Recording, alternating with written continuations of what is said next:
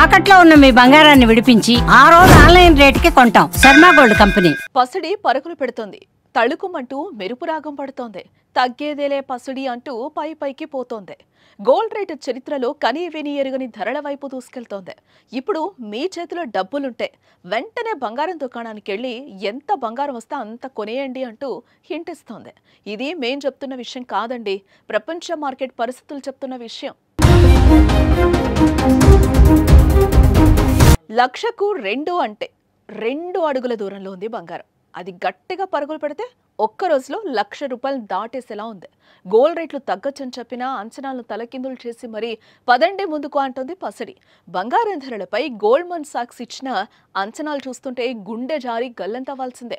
Indian మార్కెట్లోనే కాదు, international మార్కెట్లో సైతం బంగారం హై రేట్ ర్యాలీ ఇంకా కంటిన్యూ అవుతుందని గోల్డ్మన్ సాక్స్ అనే రీసెర్చ్ కంపెనీ నివేదిక చెప్తోంది. ఇక ప్రస్తుతం గోల్డ్ ధరలు దేశ రాజధాని ఢిల్లీలో అయితే 24 క్యారెట్స్ గోల్డ్ రేట్ ₹1,650 పెరిగి 10 గ్రాములకు ₹98,100కు చేరింది.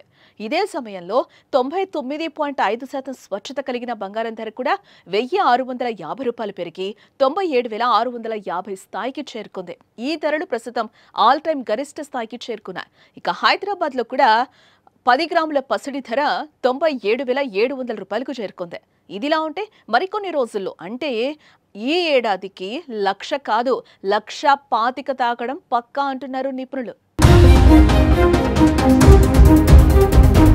మరోపక్క బంగారం ధరలు పెరగడానికి కారణం అమెరికా చైనాల మధ్య నెలకొన్న సుంకాల వారే.